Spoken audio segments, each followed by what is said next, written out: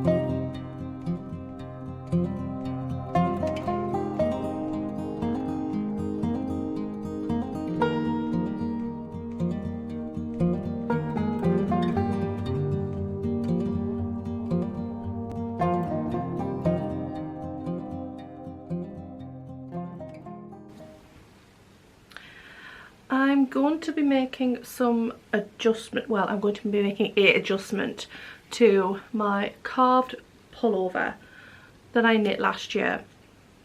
Basically, I think I've worn it once since I finished it, because the neckline on it is very uncomfortable. I think I put a little bit of short row shaping in the back, but what I should have done, and I have more experience of, is putting short rows all around the neckline, because it's quite square and the front sits quite high. In fact, on the design, I think it's by Emily Haver, I think, even on hers the front sits really high. I'll swap my sweater over to show you what I mean. Okay, so you can see the front sits and then kind of bunches at the top here. It just doesn't sit right. If I put this a little lower so we're kind of on a level, you can, I'm just not happy with it. The back sits okay, but the front is just too high in comparison to the back of the sweater, so it kind of comes round below my neck, but at the front it just doesn't. So what I really want is this rib here, if I come a little shuffle closer, is to finish roughly where the bottom of the rib is now. So what I'm going to do is I'm going to make things really hard for myself. What I'm going to do is I'm going to pick up the stitches probably just over an inch below where I want the front to finish, and I'll pick it up all the way around. And then, because this is knit top down, I can't rip out the neckline from the top. I'll have to cut probably about a row or so above where I pick up the stitches, take that off and unravel it from the bottom, and then kind of tidy up and get the stitches neat on the needle, on the cable. Apologies, I'm not looking at the lens. And I will pick up from the back, or I'll start the round at the back. And what I'm going to do is put short rows all the way around. So I'll knit short rows for about an inch at the back to bring it, because that'll bring it up to the same level as what it is now, I think. But basically what I'm going to do is knit an inch of short rows at the back, but they will obviously come round to the front and get shorter and shorter and shorter and so on, or vice versa.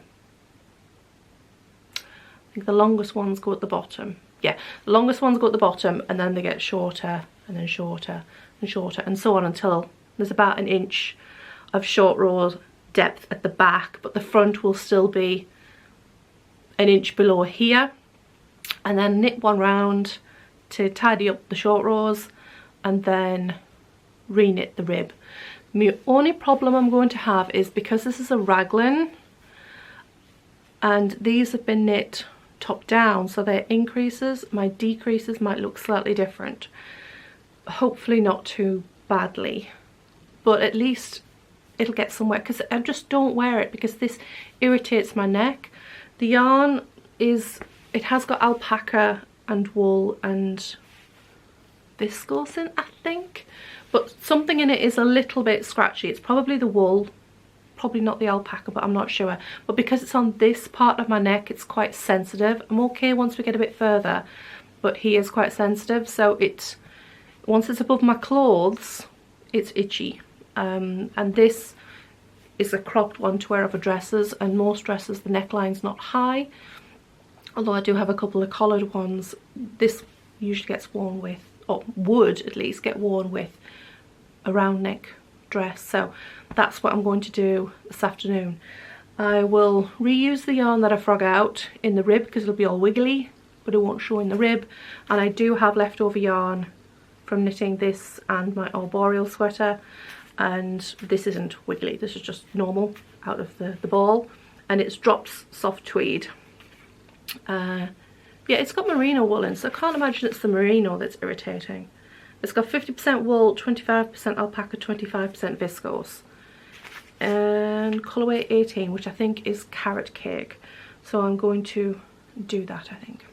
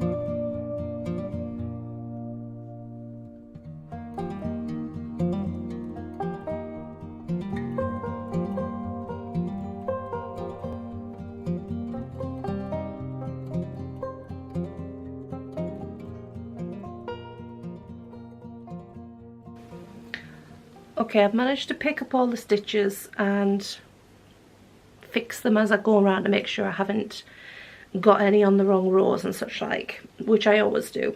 And especially with it being a raglan, it's a bit tricky. There are a couple of weird corners I need to fix when I come to them, but I'm going to shuffle my stitches around on the cable. I should have done a bigger cable really because it's a bit snug on here, but I'm going to put stitch marker to mark the center of the front of the garment so that I know where the short rows need to go back and forth up to and not past. And I need to put one in the center back as well, and shuffle the stitches back around on my needles till I'm at the right point to start, and fix these corners as I go around, and then that will be ready for fixing this evening whilst watching TV before I do any of my other knitting. because I want to get this done so that I can actually wear it. But for now, I'm just going to put these stitch markers in and then put all this away in the sitting room ready for later. And then I'm going to prep the top. I don't have to go in the greenhouse first and just check if there's any more tomatoes ripe. And then get the toppings ready for tonight's homemade pizza. I'm going to use that sauce that I made a couple of days ago to make the pizza for tea tonight. And I make a really simple homemade pizza the same way I've been doing it for years now. I found, I don't know if it was on Pinterest or YouTube, I have no idea where I saw, but you just mix self-raising flour and plain yogurt together to the consistency of a dough. And I use plain spelt, well no, I use spelt flour, so I add baking powder because it's not self-raising, but I use a mixture of 1/3 wholemeal spelt, 2/3 white spelt, and that makes a nice spongy light dough, and then just enough plain yogurt to make it to the right consistency. And then Heather from Northridge Farm, she showed the tip when she makes her homemade pizzas. Instead of like rolling out the pizza base, what she does is oil like a baking tray or baking paper with oil, which I use olive oil, and oil your hands and press the dough out. And obviously it doesn't stick because of the oil, and also it doesn't stick to your hands, and you can just kind of squash it out into the shape you want. It's can be a little tricky sometimes depending on the texture of your dough, but it'll get there. And it'll also add some nice olive oil to the bottom of the dough to make it nice and crispy on the bottom. But also it means that I've found since doing it that the base, when it's cooked, is less likely to be soggy. Not soggy, but you know, a bit soft, because you're creating that barrier between that and the sauce as well, which is really good. So I'm going to make pizza. I'm not sure what I'm going to put on it yet. I will raid the fridge, find some toppings, and I'm looking forward to that because we love homemade pizza. Okay, I've got my base and my toppings ready to go, and my sauce, and I decided upon onion, fresh garlic, fresh chilli, mushrooms, summer squash, always oregano, and cheese. And I think that's everything. I just need to put everything on the base and pop it in the oven, and hopefully dinner shouldn't be too long.